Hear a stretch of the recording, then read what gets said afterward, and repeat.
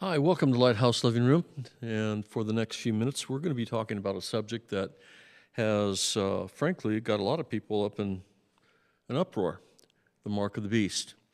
Now, first of all, we need to understand a couple of things before we get into the crux of what we're going to try to decipher, if you will. We're going to be looking at Revelations chapter 13, 11 through 18, it talks about the beast and its power. But what I'm going to do gives you an overview of a few things today that I hope will help you to understand in greater detail what's really going on, especially what's going on around you. Now, I'm going to share with you a couple of things that I have found in the last several months that I felt was very disturbing. And one of the things that I found was the marking of the Mexican cartels on the sex slaves that are coming across the border. And the funny thing is that it says that according to Scripture, the mark of the beast, in other words, the mark that you will have to be able to conduct any kind of purchase or be able to go to certain places, you will have to have an ability to show this mark.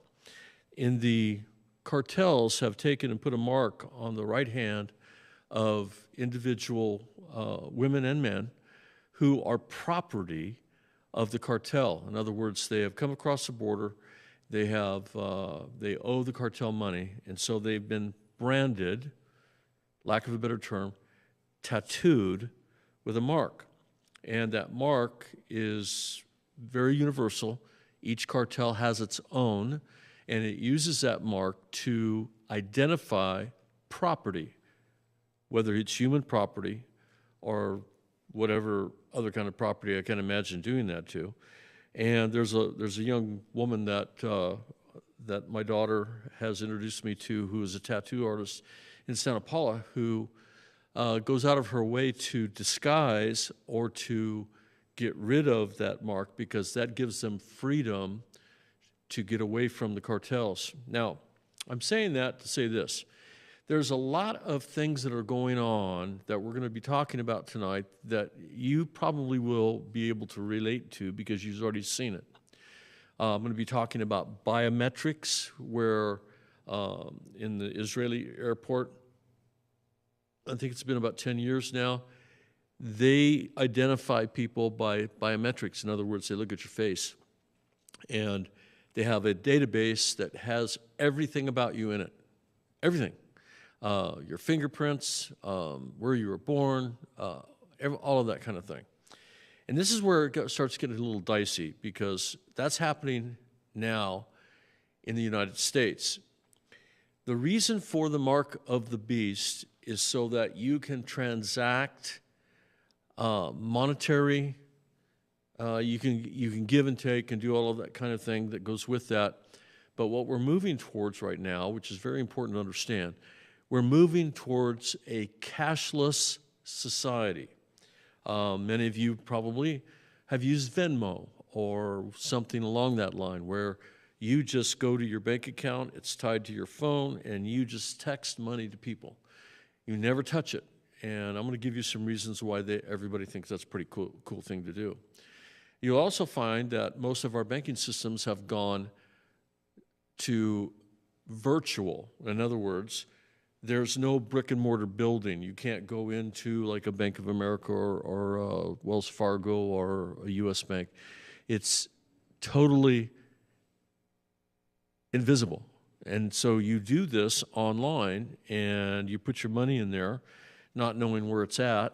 It's somewhere in cyberspace running around on the internet. And there's a lot of things that are happening right now that is moving us towards what I call a cashless society, a one world order, and a global leader. And the thing that's interesting about that is that our government and our president, who's, as far as I'm concerned, is probably one of the stupidest people on the planet, is pushing us towards that, America as a whole. And Americans don't like it, and they don't want to go there. But That is part of it. I'll mention that in a moment. So I'm going to take you through a litany of a lot of information tonight that will probably, in a lot of ways, confuse you. And I don't mean to do that, but it's something you need to hear. I'm going to talk about Pew Research. If you don't know who the Pew Research people are, they look into everything, and they do polls on everything. And what they do is then they bring back this information as a whole. What is America doing? What is the world doing? What is happening between America and the world, or the world and America? And this is very important because that kind of puts us on a playing field where we begin to understand what it means to have the mark of the beast. Now, understanding that, if you go to chapter 13 and verse, I believe it starts at verse 11, yeah, correct, there's some things in there that you need to reflect on, but you don't need to worry about, and I'll get to that at the end of my talk tonight. Now, this is going to be more lecture than it's going to be understanding and taking you to Scripture, because I'm going to give you the information that was given to me that made me feel better about the mark of the beast in particular. Now, from the time that the church was formed, there has been people. Now, remember that the mark of the beast is going to be tied to the Antichrist, or we would say an individual. The futurist theology, which it sounds like I'm going to have to talk about again in great detail about what that means. I gave you this last week in our Revelations study a sheet of paper basically that explains the four major views of the future eschatology, or end of the age, where people are seeing things. Some people believe that there is going to be a rapture of the church before the tribulation. Some others believe that the tribulation is going to happen and then the rapture of the church. And then there's a group that believe that everything that has happened in chapter, I believe it's chapter 7 of Daniel, or the 70 weeks, 70 weeks, 490 days, that time has already run its course. And then there are some that believe that that last week of Daniel has been pushed off to the future. That is not true. I can tell you that right now, and I can prove that, but I can't go into that tonight without confusing a lot of you. And so I want to take us through a litany of things that is going on today that I believe that will give you some insight to the mark of the beast. Now, here's some things that you need to remember too. Since I think they even spoke about it with Adolf Hitler, Mussolini, Ronald Reagan, George Bush, and Gorbachev, who was the leader of the Soviet Union, or Russia as we know it, they believed that they were all the Antichrist. Well, I'm going to assure you one thing, that it's not an individual, but I do believe that it is a system. Now, what do I mean by that? In other words, for you to be able to control global economies, to be able to control the flow of money from one person to another, and to track individuals, not one person would be ever able to do that.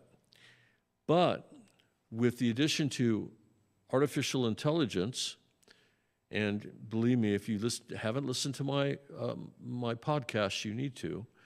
And if you can understand what that actually means in the greater sense of the evil that it could perpetrate, AI with a one rule government, or some way of having someone and the Antichrist ahead of it, it would be pretty easy for them to be able to do what we're about to talk about.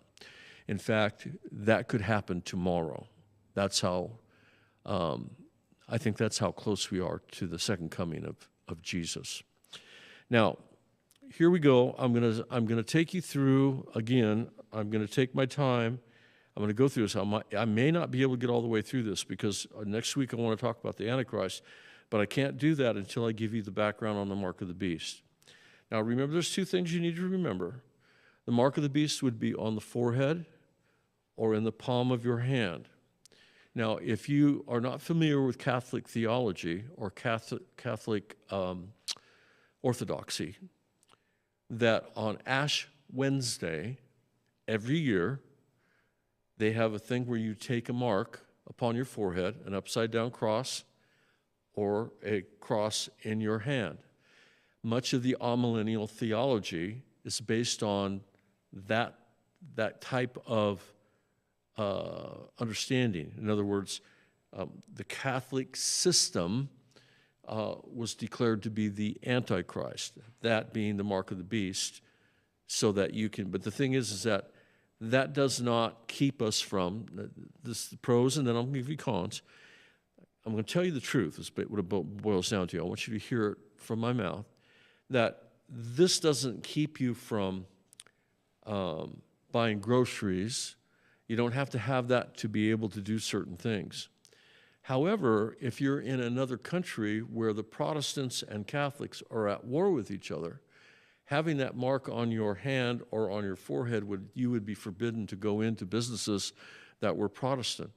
How do I know that? Because I had it happen to me when I was in Ireland 10 years ago. And I can give you that story down the road. What I was doing is I was trying to buy some electrical stuff for the YW, this Young Women's Christian Association, and I was doing some work at their site, and I went into a Catholic-owned electrical store, and they just basically told me, I said, I won't sell to you because you're Protestant. Never had that happen to me before. And in America, that's kind of weird because that kind of stuff doesn't happen, but it does happen in Europe. But what I'm saying is that there is some controls there. I don't believe that is the answer that we're looking for. So I'm going to give you some options. I want you to take a look at it from a different perspective. Tonight we're starting in Revelations chapter 13, verses 11 through 18. And I'm going to ask questions. I'm going to have you write some things down. If you haven't got something to write with, you better get it because you're going to need it tonight. Revelations chapter 13, 11 through 18. I would recommend that you read it out of the Amplified, very difficult passage. I will be covering this and talking about this in greater detail, but the point is tonight, for the sake of argument, we're going to not read it in its completion. But where is this God's prophetic timeline? How does this work? When did this happen? We do know that after Revelations chapter 4, which we read last night on Tuesday in our Bible study time, that we read that the church age, if you will, the end of the age for the churches, chapters 1 through chapter 3, came to an end because the churches are not mentioned from chapter 4 on. I mean, literally. Not anything in Revelations is referring back to the churches. So something has transpired at the end of that age that is creating an atmosphere where they're not being talked about. Now, many people of the church will be gone by this time. In other words, the church as we know it, our assembly, will be gone at that time, and there will be stuff going on in the world that will take us to a different level of understanding. Now, they consider this the tribulation. I talked to some people last night about that very thing, and I don't want you to be confused with the fact that, are we in the tribulation now? Or has the tribulation already happened? In fact, I had someone come to me last night and say, oh, well, this has already taken place. No, it hasn't. That question was actually asked of Paul in the Corinthians. He said, well, Jesus came, and the Nicolaitans, these people that had this cultic theology, were saying that God had already came and you guys missed it. In other words, secret rapture. Well, here's the problem with secret rapture, or the word rapture. It is not in Scripture, period. Neither in the Hebrew, neither Greek, Aramaic, or any of the other synoptics, or any of the Babylonian, it's just not there. So, first of all, we need to rule that out. There's not anything called the secret rapture. At least I cannot find it. And if I did, I would tell you. But it's not in there. It's not in the Word of God. Now, there's another term called a catching away. That is in there. For 2 Thessalonians, talking about the twinkling of an eye, everybody will be removed from the planet, and he says we will be caught up in the air together, and we'll be with the Lord. And that's part of that great white throne judgment, and all the things that go with that. Starts in an order of an effectual thing that takes place. Don't panic about that kind of stuff. Don't get all up in arms over that. First of all, and so you know where I'm coming from, I'm a panmillennialist. In other words, it's all going to pan out in the end. I don't have to know how this is all going to work out. I just want to know that I am on the right train at the right time to get out of town, just saying. And I know that I'm going to be there. So that's one of the things. We don't know for sure what end-time events will play out, but we do know some things that will happen and are important to know. And if you have an understanding with that, and you're seeing what's happening around you, it will be less anxious. Jesus said how many times? I mean, we can count them on two hands probably. Be anxious for nothing. Nothing. In other words, don't take this to another level of anxiousness. There's not there. So, and there's a huge rush to the end of the age. I don't really understand that concept, why everybody is trying to push this. I don't know, maybe they think they need to be right about what they had written or whatever. But this is what I do know about the understanding of what the mark of the beast means. It has everything to do with buying, selling, procuring things. And the reason for that is that it's all about control. I'm going to give you some very reflective ideas in regards to this so that you can get it, if you will. Now, this is a man who was under the Bulgarian communist regime. This is what he had to say about something that as innocent as a little card that had his name and his picture on it, and a little, not necessarily a barcode, but this is what he had to have with him to do these things. Look what it says.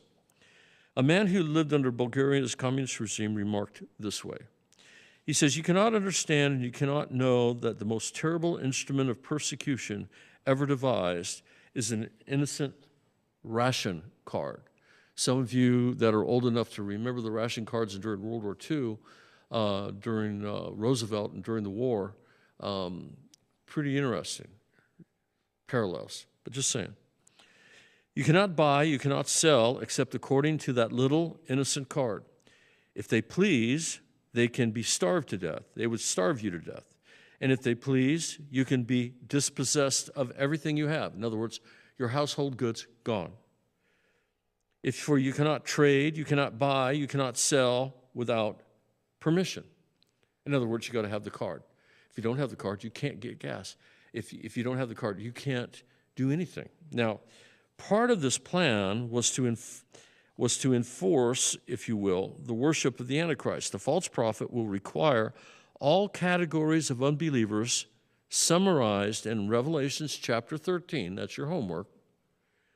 The small, the great, the rich, the poor, the free men, and the slaves to be given a mark on their right hand or on their forehead.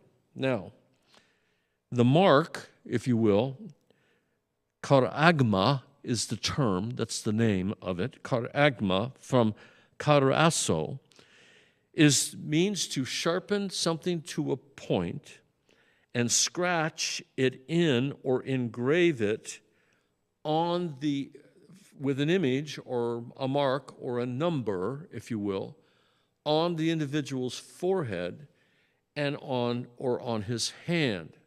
Now, we know that this happened because in the ancient world, such tattoos or brands were commonly given to slaves, listen carefully what I'm about to say, soldiers, and devotees of religious cults. That's happened. That's a real thing. I'm talking about something that actually took place, and we can go and you can see pictures of it. And to be honest with you, it is pretty amazing and devastating as well. But people were required to produce the mark in order to be able to buy and sell. There will be a great incentive for people to receive the mark, and pressure to conform will be severe. In order to hold a job, to get credit, to access bank accounts, or to do something so mundane as to buy a loaf of bread would be required a person to have the mark of the beast. Now, imagine what this might involve. A young mother needs formula for her baby. She does not have the mark of the beast. She goes into a supermarket and she tries to purchase her products. And she is not allowed to and turned away because she does not have the mark. Let's go on. A man stops for gas at the gas station. He doesn't have the mark. He's not allowed to buy any gasoline. Now, a family sits in the dark and the cold because they cannot buy the utilities without the mark of the beast. Now, here's a parallel to what we have just seen in the last 3 years. This mark will instantly divide the world into two camps: those that have the mark and those who do not have the mark. Or, listen carefully what I'm about to say, those who've had the vaccine or those who have not had the vaccine. What did we see happen? They said that you could not go into markets. If you don't remember this, you need to remember what just happened. That if you did not have the vaccine, you could not go to school. Even to this day, that mandate is still being enforced. You cannot go to the university system in the state of California unless you have had the vaccine and the booster and the other booster and the other booster. Scary. So, these are the signs, if you will, where the mark of the beast will declare who worships the Antichrist and who does not. In other words, you don't worship the Antichrist, you aren't going to get any of the benefits of having the mark. Now, here we are today. I'm sure you cannot see it, but I'm going to share this with you anyway. Signs of the coming of the mark of the beast. Why is that such a big deal? We used to use, and for those of you under 40, probably don't even know what these look like anymore, it's called a check. And if you'll notice that there's some things on them, on the check, on every check, that has to be there to be able to get the funds released and put into your bank account. One, it has to have a date, the amount, your signature, and then there's a check number, an account number, and a routing number. Memo of the expense, for instance, in this case, it is for rent. The amount paid, written out, and then written down in numeric form, the name and the address of who owns the check, and the amount paid. Now, very interesting. But then here's something that's even more interesting. This is cash. This is a $100 bill. I know that you're not even supposed to be able to copy these, but our copier did it. It cracks me up. But it's the same situation. But the thing that happens with cash, if you take a $100 bill and you take it to the grocery store under Bidenomics, our lovely president declared Bidenomics, you walk out of the grocery store with 3 small plastic bags of groceries that you can carry with one hand, and what it is, it took $100 to get them out. That's where we're at now. They say right now that the inflation rate is at 17.4%. I believe that. I think it's very close to that. Have you bought gas lately? Nearly $7 a gallon. Now, consumers, I'm going to give you some statistics. Well, here's one. I worked for a guy named, oh gosh, I can forget his name now. Old codger here in Oakview, and I worked when I lied about my age because you had to be 13 to be able to work, and so I was 12. I think I was 11 and a half, actually. And I lied to him for 2 years.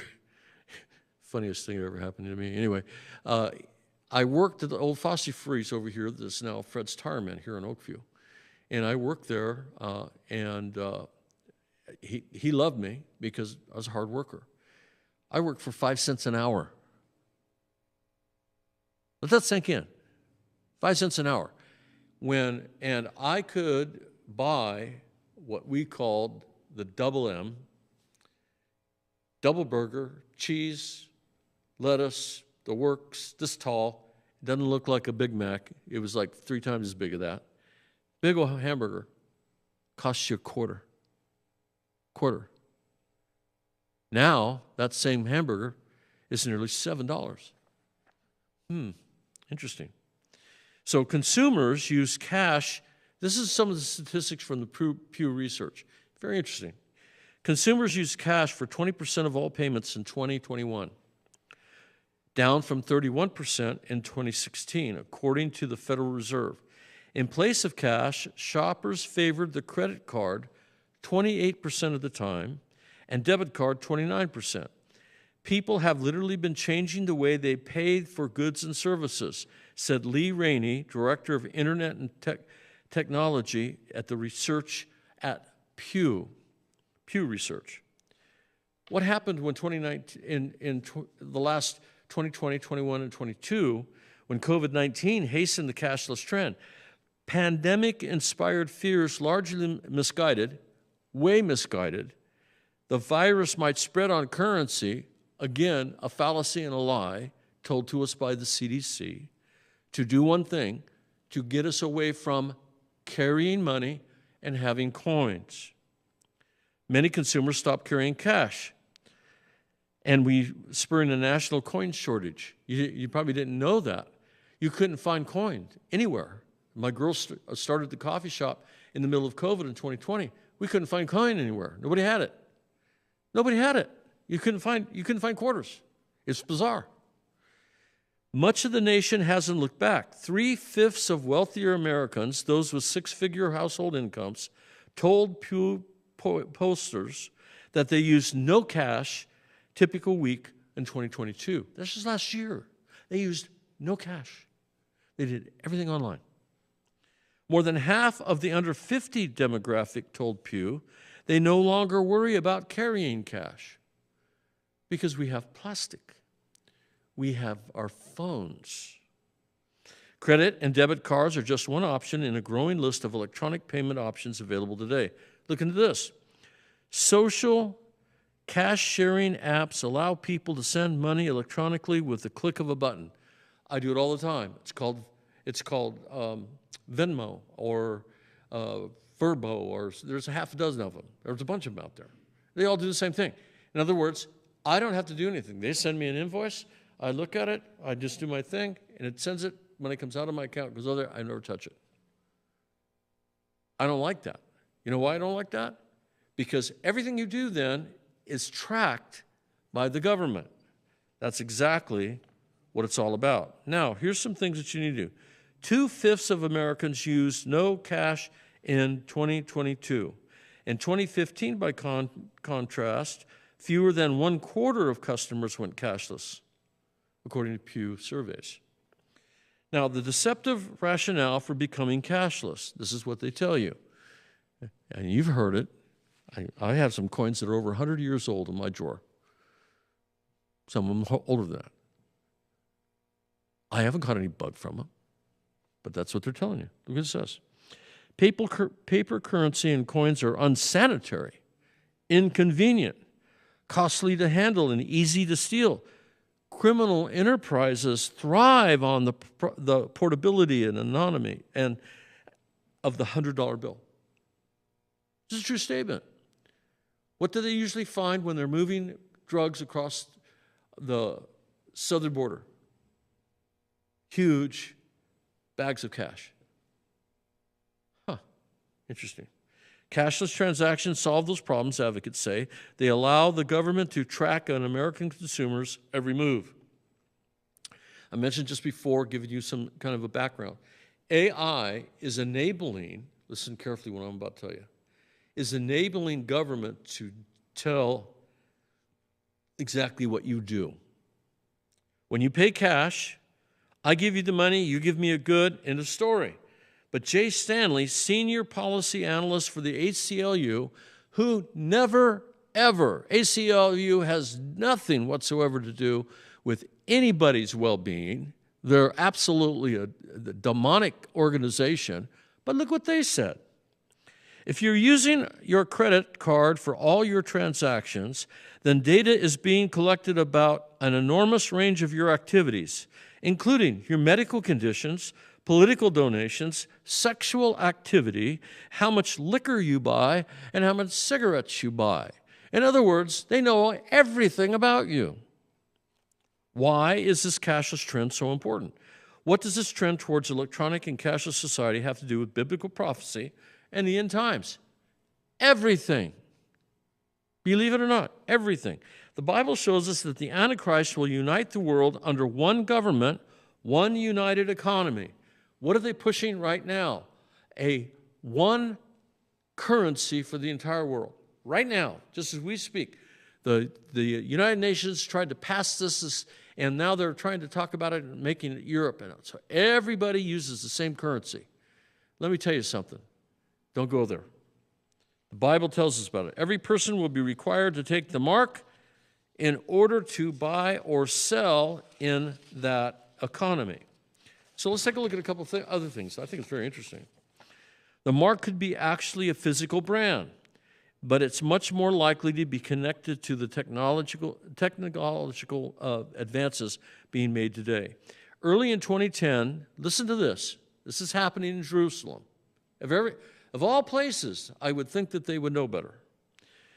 In 2010, Jerusalem Post reported that at Ben Gurion Airport in Tel Aviv had implemented the first of its kind biometric security system to make air travel safer and security screening more efficient than ever before. Don't you just love it? The Unipass airport management system was developed by the Israeli Airports Authority and was authorized as a voluntary system. To move to make the participation mandatory has been under debate ever since the database was proposed. Still being debated. 6 years ago, Israel's parliament passed a law mandating their citizens to obtain a biometric ID card. According to the article in the Times of Israel following the passing of the law, the biometric card is designed to digitally encode personal information, fingerprints, photo, facial profile.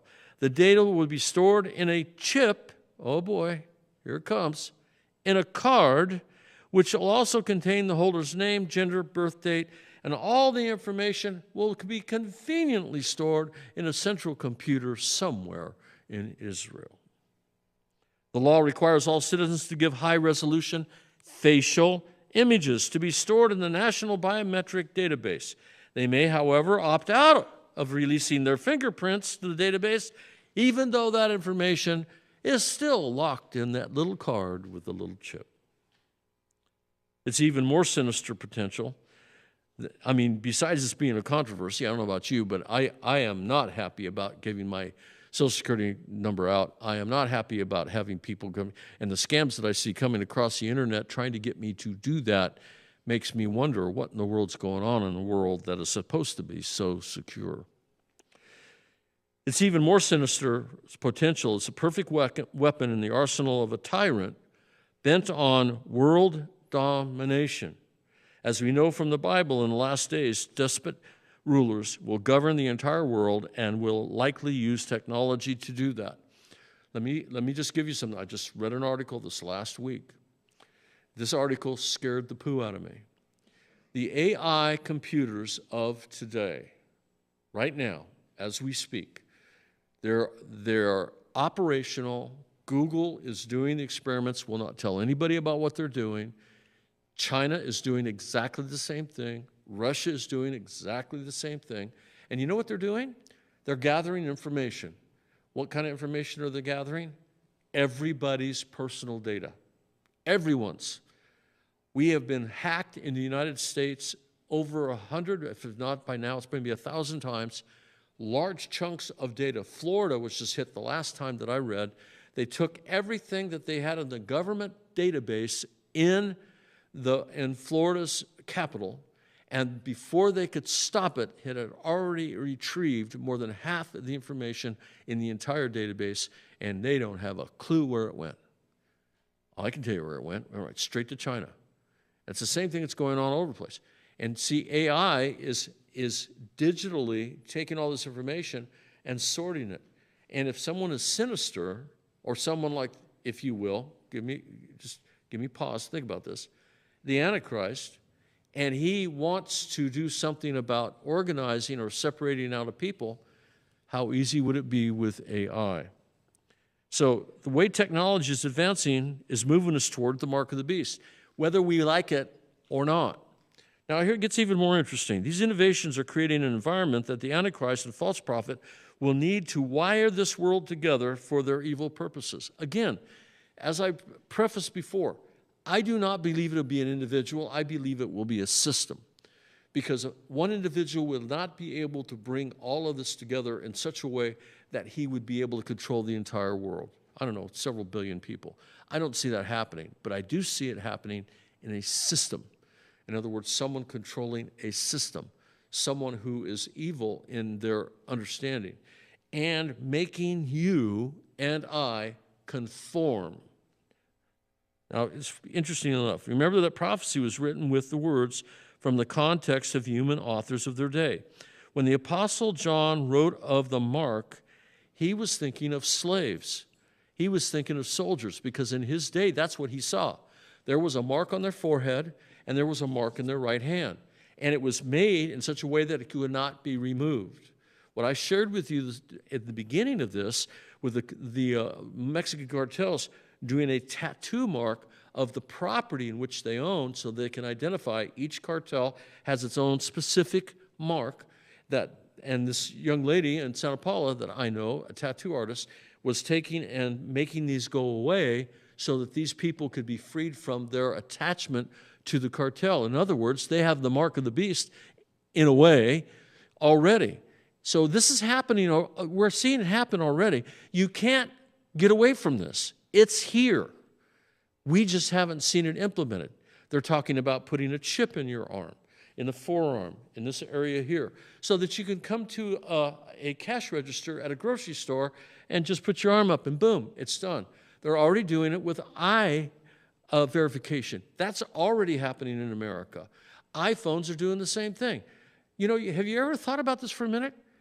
How do you open your iPhone? Do you punch numbers in anymore, or do you get facial recognition? And you don't think it's here yet. Maybe you need to think again.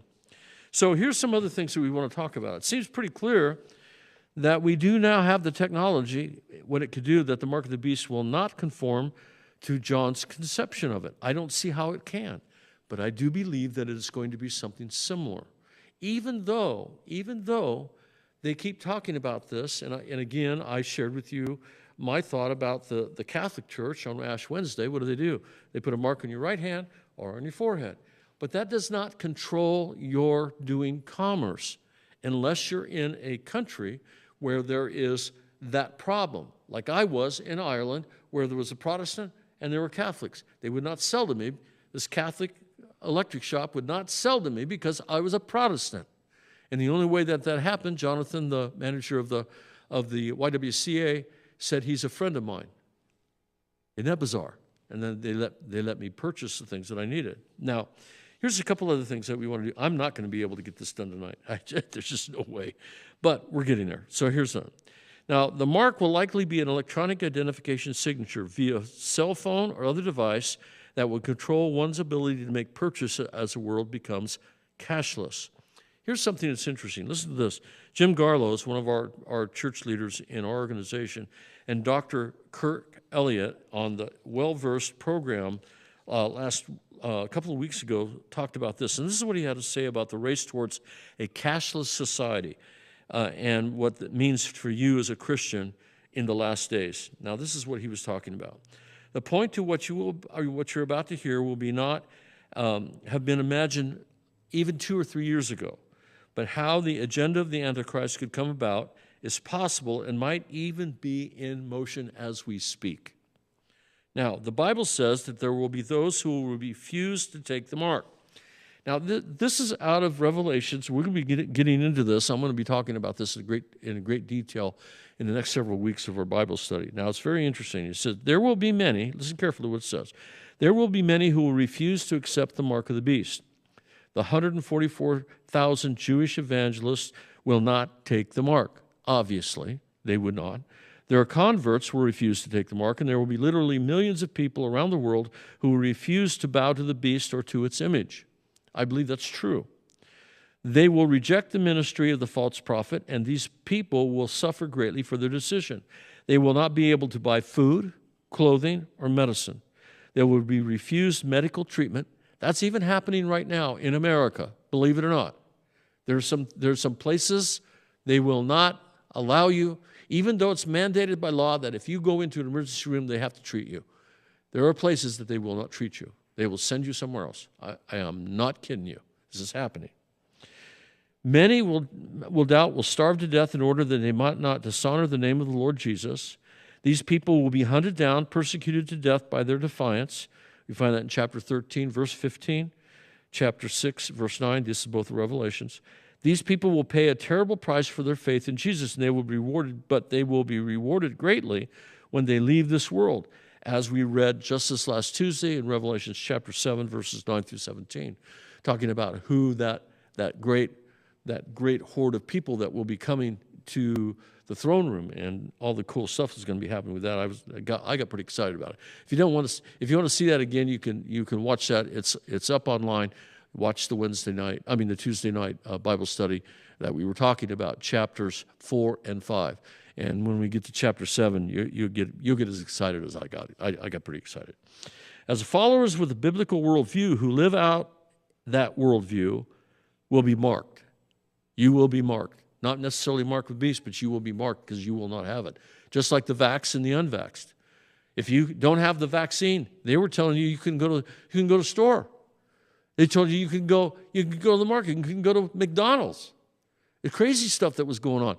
But it was real. It was happening. We just saw it happen. So it is something that is in their mind. Control over the masses. Believers in this day will continue to make a stand for Jesus in spite of what they might face or doing so. We need to be faithful to him, even unto death, if necessary. I don't know whether you guys are going to be able to handle that. There's a bunch of the Western churches are a bunch of wussies. I mean, they freak out when, they say you can't gather together. People didn't show up for church. Blows my mind. Why? Because of the bug? No, because somebody said you couldn't. So decoding the numbers and recognizing the Antichrist. I only have about 8 minutes left. Okay, this is just blown through this. I hope we're having fun. If you are, there's more to come, just saying. We are told that the mark is tied to the number and that the number is tied to the name of the beast. This is a big deal. Who is the beast? What is the beast? This is something that we need to dissect and take apart in a more, how can I say it, more substantial way. I mean, it's pretty obvious. The beast is not God. It's the opposite of God. Antichrist would be anti-God. So there's some things that we need to know. Now, follow with me now. He has led there's been some wild speculations over the years. In ancient times, listen carefully, number values were attached to Greek and Hebrew letters using what is known as gematria, which is an ancient form of numerology. And that's really not true. It is all of the Torah and all of the letters of the Torah have numbers. They're put together in a way, and when a word is used and you add them up, as Rabbi and I have shared with you over the course of the last couple of years, it's pretty obvious that there's meaning behind them, so there's a realness, a depth in that. This information that I'm giving you is a general overview. Doesn't necessarily mean that I totally agree with what they're saying, but there is some things in it that is truthful, and there's some other things in it that need to be weighed, especially the way they're using them. I'll dissect that in just a moment. Look what it says. These numbers are then used to seek hidden meanings in words. The people who believe in such things believe that numerical equivalents in names and words are not coincidental, but providential. The beast name, we know, will yield the numbers 666. Now, I'm going to share with you something that's probably going to freak a lot of you out, and I'm not sure that you'll get this, but I do want to share this with you nonetheless. My background is historicism. In other words, I am a history person. Everything that I see in the Bible is tied to a date and time and something going on. There are events in Revelations that are future. In other words, they have not happened yet. But there are a lot of things there that have. One of the things that happened, especially during the time in 1619 when Ribera came out, and I'm going to go into this in great detail for some people out there at Tuesday night, ask me some questions about rapture, non-rapture, secret, non-secret, catching away, all of that stuff. We're going to talk about that because of what Ribera tried to do to cover for the Pope, because Martin Luther was calling the Pope the Antichrist. And believe me, he probably was. At that time, that system was exactly the system that, if it was to be ushered in at that time, it would probably fit. But since then, you have Hitler, you have Stalin, you have Ronald Reagan. I don't know how they got that one, but then they got all these other ones. Stupidest things I've ever seen in my life. What they did is they butchered or they compromised gematria in a way to make it look like it's something that it's not. Now, the system, though, also points to some things when they talk about 666. Did you know that on the pontiff's hat, that is the Pope, on the back of his hat, the number 666 is there? You can look it up right now. You can go, well, you can't look at the Encyclopedia Britannica anymore because the Catholic Church bought it in the 1960s. And what they did is they took everything that had to do with the Jesuits, the Pope, the Antichrist, all of that was taken out. They completely just washed it all out of there and made the Pope out to be this great and wonderful and terrific guy. Well, I've got news for you. He's not a great and terrific guy. And some of you might be offended by me saying that. I'm just telling you, he's a man. He ain't God on the planet. He ain't. I know he's not, because I know my Jesus and his Father. They are God. He is not. And no matter what people will tell you, there's no possible way that that is the answer to the Antichrist. But nevertheless, it is on the back of his hat. And I can prove it. I've got pictures to show you. My point that I'm making is that doesn't make him the Antichrist. He's just maybe a doofus. I don't know. I would have taken it off there a long time ago, especially everybody knows about it. It's kind of dumb. I mean, really think about it. They said Bill Clinton was. George W. Bush was. In the 80s, some people believe Gorbachev was the Antichrist, or was the mark of the beast, because he had that stupid tattoo that was on the top of his head. I swear to you, some of the people sometimes are dumber than dumb. Just saying. But then here's some things that I thought that was kind of interesting. Is there any help and hope for those who do not take the mark? This is some things that you need to think about when you identify this. What is our hope in the middle of an evil day? If the church has been caught away to be with the Lord and you have nothing to worry about, and if not, you don't have to fear the day anyway. Jesus said, "Peace I leave with you, my peace I give you, not as the world gives to you. Let not your heart be troubled, neither let it be afraid." Right? Why do we freak out? Jesus again, "These things I have spoken to you, that in me you may have peace. And in the world you will have" what? What does he say? Tribulation. "Be of good cheer, I have overcome the world." John 16:33. The other one was John 14:27. Here's another one. "Lo, I am with you always, even until the end of the age." What's the end of the age? Jesus shows up. I'm going to be with you till the end of the age. Take that to heart. Matthew 28:20. "And then the great shepherd will be with you as you walk through what every day will bring." Don't panic about stuff you have no control of. And don't lose sleep over it, because it's not worth it. Now, I am out of time. Whatever happens in our day, call of the Lord is to be ready and to be watchful. And I will finish this up next week, because there's no way that I can touch it. I'm just saying, I had scripture I wanted to read tonight. We'll take this next week from here. We'll be looking at Titus 2, 11 through 14, New King James. For the grace of the Lord brings salvation, has appeared to all men, teaching us to deny the ungodliness and worldly lusts. I'm going to teach you what you're supposed to be doing. Don't be worrying about lining up someday where you're going to be forced to take some mark on your head or on your hand so you can buy a loaf of bread. I have in my office, given to me from one of our missionaries from Zimbabwe, South Africa, a $2 billion, with a B, dollar bill. $2 billion bill. Now, what's interesting about that $2 billion bill is that you have to have a wheelbarrow full of them, and this was in 1978, I believe. You have to have a wheelbarrow, get this, full of them to buy one loaf of bread. Let that sink in. We're going to see something like that happen here in America. This is why I keep telling folks, you need to stop worrying about the little things. Put some things away. We have a pantry here for a reason. Put the stuff away. Put some 6 weeks worth of food away in your closet. Just do it. You know why? Be prepared. And you know what? When it comes, it ain't going to last that long. Whatever happens is not going to last that long. But just remember what happened during COVID.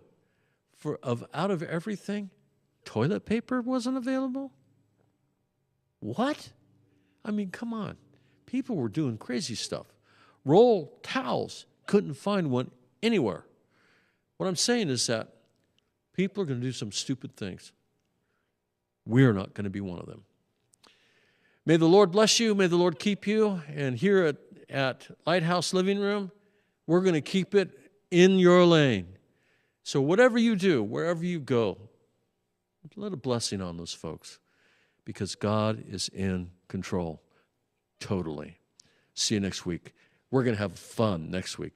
And don't miss chapters 6 and chapter 7 of Revelations for next Tuesday. Going to see you then. Blessings.